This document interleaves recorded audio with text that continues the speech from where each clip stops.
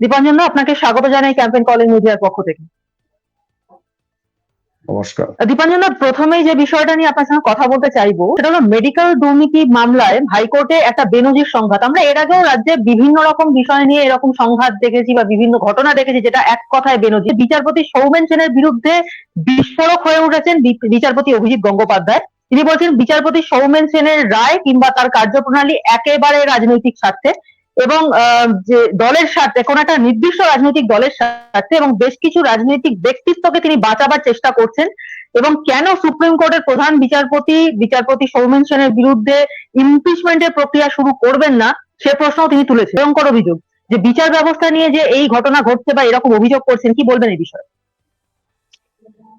দেখো, এই বাংলাতে 2011-র পর থেকে সাংগঠনিকভাবে এবং অত্যন্ত সুসংহতভাবে কিছু দুর্বৃত্ত, দুর্ভাগ্যজনকভাবে তারা সাংবিধানিকভাবে নির্বাচিত এবং প্রশাসনের অনেক উচ্চ স্তরে বসে আছে। এই মানুষগুলো বাংলার যাবতীয় জিনিসকে ওরা দুর্বৃত্তায়নের মধ্যে নিয়ে এসেছে। যা শিক্ষা দেখেছো, এন্টার শিক্ষা দপ্তর ইনক্লুডিং একটা ভাইস চ্যান্সেলর, শিক্ষামন্ত্রী থেকে শুরু করে সব জেলের ভেতরে। এরপরে তুমি যে কোনো জায়গায় যাও, তুমি বাংলার যা যা গর্বের জিনিসগুলো ছিল, শিল্প মানে ইন্ডাস্ট্রি নয়, ইন্ডাস্ট্রি তো ছেড়েই দেওয়া হলো। সে তো ওই প্রত্যেক বছর ওই কি বিজিবিএস না কি করে সব ঢক্কানিনাদ হয়, তারপর শেষ পর্যন্ত চপ আর ফুলুরি শিল্পে এসে থামে। সেই শিল্প না, আমি শিল্প মানে আর্ট, বাংলার আর্ট কালচার, রবীন্দ্রনাথকে শেষ করে দেওয়া হলো। বাংলার জাতীয় সঙ্গীত তৈরি হচ্ছে ভুলভাল, এপাং ওপাং ঝপাং করে সে একাডেমি অ্যাওয়ার্ড পেয়ে যাচ্ছে, বাংলার সাহিত্য একাডেমি শুরু করে এভরিথিং। এবং আমাদের বিচার ব্যবস্থার যে এক্সিকিউটর পুলিশ, সে পুলিশকে এরা ওই যেমন আমরা বলি গৃহপালিত পশু, সেরকম এরা গৃহপালিত পুলিশ বানিয়ে দিয়েছে। এই করতে করতে সাংবাদিকদের অবস্থা দেখছোই, বাংলার অধিকাংশ কিছু 2-4 জন ছাড়া এবং তোমাদের মতো যারা চ্যানেলস রয়েছে ইউটিউব, তারা ছাড়া প্রতিষ্ঠিত সাংবাদিক এবং সংবাদপত্রগুলো বিক্রি হয়ে গিয়েছে।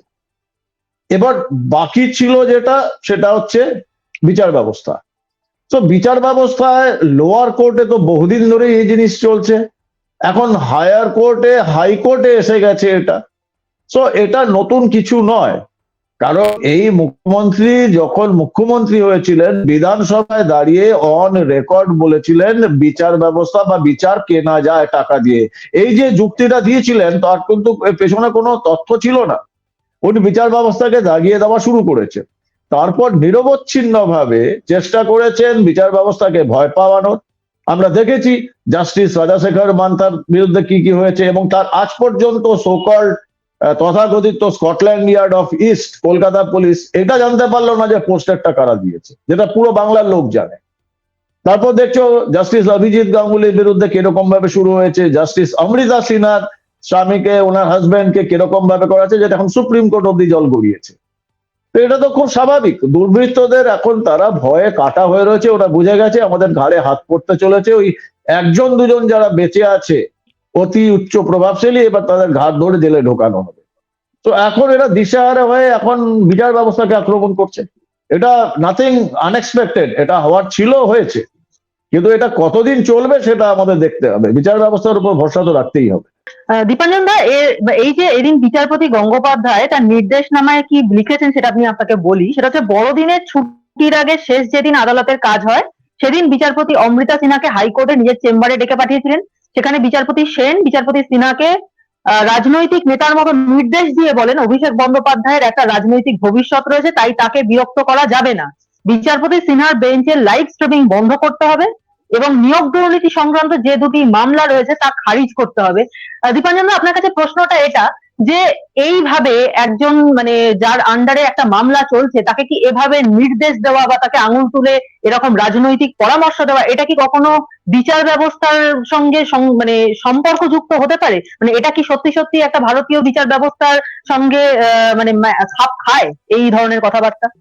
একটা আমি ছোট্ট একটা সংশোধন করে দিই, এটা সম্ভবত বিচারপতি গাঙ্গুলি কোনো অর্ডার দেয়নি, ওটা বোধহয় অবজারভেশনে রয়েছে।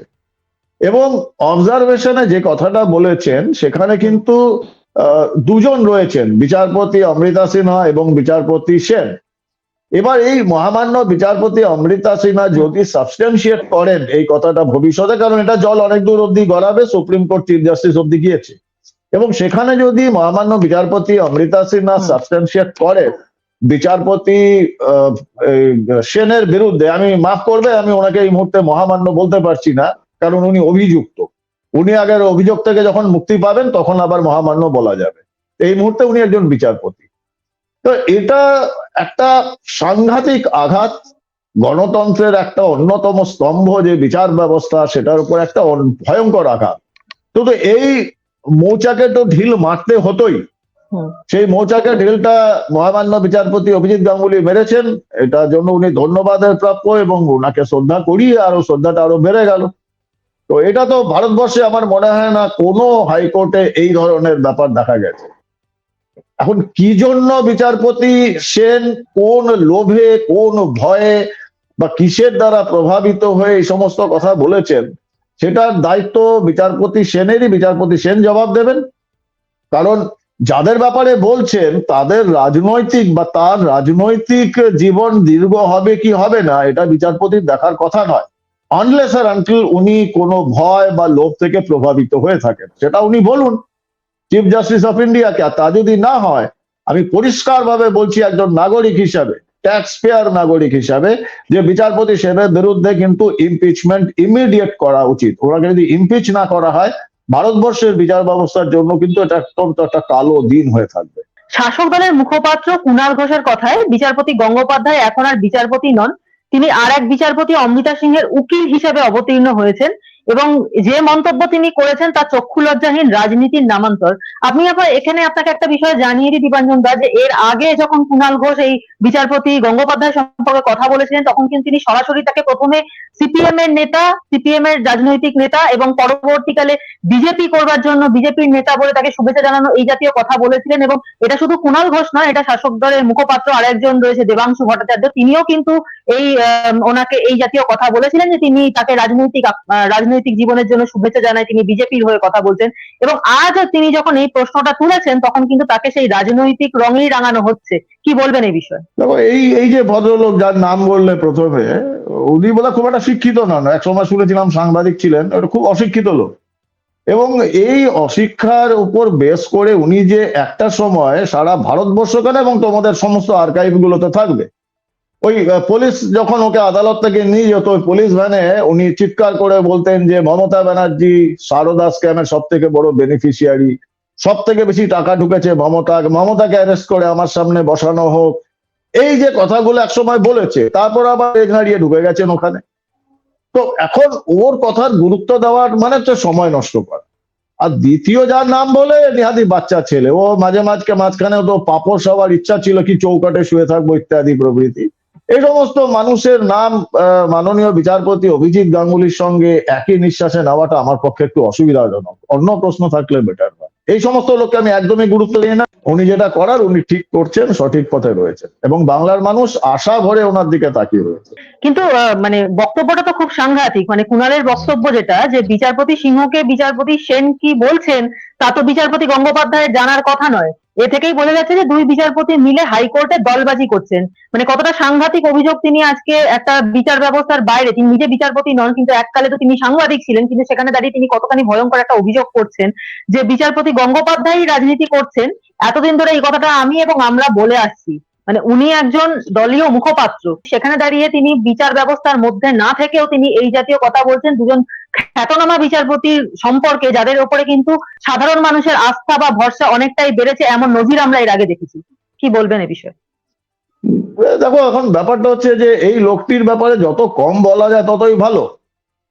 বললাম, তাহলে তো মুখ্যমন্ত্রীর বিরুদ্ধে যেটা বলেছেন, তাহলে মুখ্যমন্ত্রীকে তখন তাহলে মানহানির মামলা দায়ের করা উচিত। মুখ্যমন্ত্রী কি করেছেন? করেননি, বরং ওনাকে মুখপাত্র করে বসিয়ে দিয়েছেন। সুতরাং বোঝা যাচ্ছে ওই দলটি কি কিরম ভাবে চলছে। আর এই লোকটি, সে কিন্তু বাংলায় যখন ডিজি নিযুক্ত হন, DG director general in charge Rajiv Kumar, প্রথম 2 ঘন্টার মধ্যে কি স্টেটমেন্ট দিয়েছিলেন, পাবলিক স্টেটমেন্ট, যে আপনি রাজীব কুমারের উপর উনার বার্তা ছিল, আপনি দয়া করে আমার মতো নির্দোষ লোকদের ফাঁসাবেন না। এত সাংঘাতিক একটা অভিযোগ করলেন ডাইরেক্টর জেনারেল। এবং দুর্ভাগ্যজনক ভাবে তারপর কিন্তু মুখ্যমন্ত্রী, স্বরাষ্ট্রমন্ত্রী ডিজি স্বরাষ্ট্রমন্ত্রীকে রিপোর্ট করেন, স্বরাষ্ট্র সচিব, হুম কেউ কোনো প্রতিবাদ করলো না।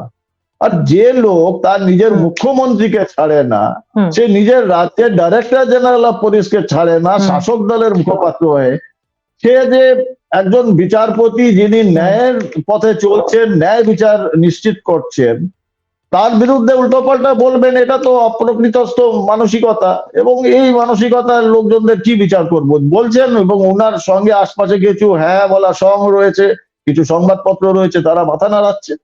এগুলোকে আমি একদমই গুরুত্ব দেই না, এগুলোর গুরুত্ব দেওয়া কোনো মানেই হয় না। ফালতু ওই লোকটিকে একটু বিখ্যাত করে দেওয়া, কুখ্যাত লোককে বিখ্যাত করার দরকার নেই, কুখ্যাতই থাকুক। দীপাঞ্জন দা, কিন্তু এই বিষয়টা কিন্তু এর আগেও আমরা দেখতে পেয়েছি যে মানে এটা প্রথমবার নয়, নিয়োগ দুর্নীতি থেকে শুরু করে একাধিক মামলার ক্ষেত্রে দেখা গিয়েছে যে বিচারপতি অভিজিৎ গঙ্গোপাধ্যায়ের নির্দেশে স্থগিতাদেশ দিয়েছে বিচারপতি সৌমেন সেনের ডিভিশন বেঞ্চ, এবং তা নিয়েও একাধিকবার এর আগে অসন্তোষ প্রকাশ করতে দেখা গিয়েছে বিচারপতি গঙ্গোপাধ্যায়কে। কিন্তু এদিন কলকাতা হাইকোর্টে যে শুনানি সাক্ষী থাকলো তা ছাপিয়ে গেল সবকিছুকেই, এবং সিবিআই কে দ্রুত এই মামলার তদন্ত শুরু করার নির্দেশ দিয়েছেন বিচারপতি গঙ্গোপাধ্যায়। কি বলবেন এই বিষয়ে? না দেখো, প্রথমত এটা বিচার ব্যবস্থা নিয়ে কথা, সেখানে বেশি কিছু বলার মুশকিল, যেখানে দুজন বিচারপতি রয়েছেন, একজন মহামান্য বিচারপতি আর একজন বিচারপতি। আপাতত মহামান্যটা সরিয়ে দিয়েছি, কারণ একটা জঘন্য অভিযোগ রয়েছে ওনার এগেন্স্টে। উনি আগে প্রুফ করুন যে ওই অভিযোগের মধ্যে উনি ইনভলভ নন। এরপরে যতটুকু জানি, সম্ভবত ওই বিচারপতি সেনের কাছ থেকে সমস্ত শিক্ষা সংক্রান্ত মামলাগুলো সরিয়ে দেওয়া হয়েছে। এবং সম্ভবত এই পুরো ঘটনাটা কলকাতা হাইকোর্টের মহামান্য প্রধান বিচারপতি সুপ্রিম কোর্টের মহামান্য প্রধান বিচারপতির কাছে ট্রান্সফার করেছেন, সাবমিট করেছেন। তো এটা একটা প্রাইমা ফেসি ডেফিনেটলি রয়েছে। প্রাইমা ফেসি না থাকলে ওনার কাছ থেকে এই সমস্ত শিক্ষা সংক্রান্ত মামলাগুলো কেন সরিয়ে দেওয়া হলো? তো এটা বিচারাধীন বিষয়, এবার আদালত বলতে পারবে। কিন্তু যে ষড়যন্ত্রটা হচ্ছে, দুঃখের এটাই, বিচারপতি সেন তো আর জালি সার্টিফিকেট বা ভুয়ো এমবিএ ডিগ্রি বা ভুয়ো পিএইচডি ডিগ্রি নিয়ে উনি বিচারপতি হননি। উনি একটা যোগ্যতা নিয়ে তারপর বিচারপতি হয়েছেন। তারপরে যে কোনো মানুষের পদস্খলন হতে পারে, বিচারপতিদের পদস্খলন হলে সেটা একটু দুর্ভাগ্যের ব্যাপার, চিন্তার ব্যাপার। তো এবার ওনাকে জবাব দিতে হবে যে উনি কি কি করেছেন, কি না করেছেন। তবে এটা যে বিস্ফোরক অভিযোগ, তাতে কোনো সন্দেহ নেই। এদিকে অভিজিৎ গঙ্গোপাধ্যায় এবং বিচারপতি অমৃতা সিনহার বেঞ্চ, তারা যে এই সংক্রান্ত মামলার শুনানি করবেন সেটা কিন্তু হবে না, এবং এমন নির্দেশ এসেছে সুপ্রিম কোর্টের পক্ষ থেকে, যার অর্থ বিচারপতি অভিজিৎ গঙ্গোপাধ্যায় বা বিচারপতি অমৃতা সিনহার বেঞ্চ এই সংক্রান্ত মামলার শুনানি করতে পারবেন না। সুপ্রিম কোর্টের এমন নির্দেশ দেওয়ার কারণ কি বলে আপনার মনে হয়? না দেখো, ব্যাপারটা হচ্ছে এগেন যেটা একটা প্রচলিত কথা হয় যে Caesar's wife should be over and above suspicion. তো যখন একজন বিচারপতির বিরুদ্ধে একটা অ্যালিগেশন হয়েছে, দু তরফ থেকেই হয়েছে, এবার সেটা বাংলার মানুষ দেখতে পাচ্ছেন। ঘটনা পরম্পরা বলছে যে কোথায় গেলে স্টে অর্ডার পাওয়া যায় আর কোথায় গেলে ইমিডিয়েট ডেট হয়।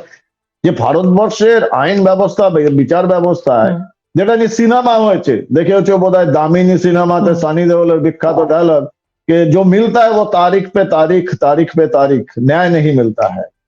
সেটা কিন্তু মহামান্য বিচারপতি অমৃতা সিনহা, মহামান্য বিচারপতি অভিজিৎ গাঙ্গুলি, মহামান্য বিচারপতি রাজশেখর মান্তা, মহামান্য বিচারপতি বসু, ওনারা কিন্তু এই পুরো যে ছবিটা হয়ে গেছিল সেটা চেঞ্জ করে দিয়েছেন গত 1-1.5 বছর। এখন ওরা ডেডলাইন বেস অর্ডার জারি করছেন। তো এটা তো বোঝাই যাচ্ছে। এবং সেখানে যদি সুপ্রিম কোর্ট মনে করে যে ঠিক আছে, কারণ দেখো, প্রথমে মহামান্য বিচারপতি অভিজিৎ গাঙ্গুলিকে সরানো হলো, এবং তখন তারা খুব কিছু দুর্বৃত্ত, চোর ছাচোর দালাল, তারা খুব লাফালাফি শুরু করলো, নাচানাচি শুরু করলো। তারপর কি হলো, আসলেন মহামান্য বিচারপতি অমৃতা সিনহা, উনি আরো স্ট্রিক্ট। মহামান্য বিচারপতি রাজশেখর মান্তার থেকে ওরা পরেশান, ওনার বাড়িতে পোস্টার লাগলো, ওনার আদালতে এজলাসে গিয়ে ঝামেলা হলো। কিন্তু ব্যাপারটা হচ্ছে যে জুডিশিয়ারির উপর আমাদের ভরসা রাখতেই হবে, এবং আমার এখনো আছে। আমি নিশ্চিত যে সুপ্রিম কোর্ট হতে পারে বিতর্ক এড়ানোর জন্য এই মুহূর্তে সরিয়ে অন্য কোনো বিচারপতিকে দেবেন, এবং আমি নিশ্চিত যে বিচারপতির কাছে যাবেন তিনি আরো স্ট্রিক্ট ওয়েতে এইগুলোকে হ্যান্ডেল করবেন। কারণ এটা পুরো বিচার ব্যবস্থার উপর একটা কালি লেপে দেওয়ার চেষ্টা, পুরো বিচার ব্যবস্থাকে ইনফ্লুয়েন্স করার চেষ্টা, যারা সাধারণত দুর্বৃত্তরা করে থাকে। তো এটা খুব দুর্ভাগ্যের ব্যাপার। তবে আমার সুপ্রিম কোর্টের উপর বিশ্বাস রয়েছে, বিচার ব্যবস্থার উপর বিশ্বাস রয়েছে, ন্যায় আসবেই, ঠেকিয়ে রাখতে পারবে না এই চোর দালালরা।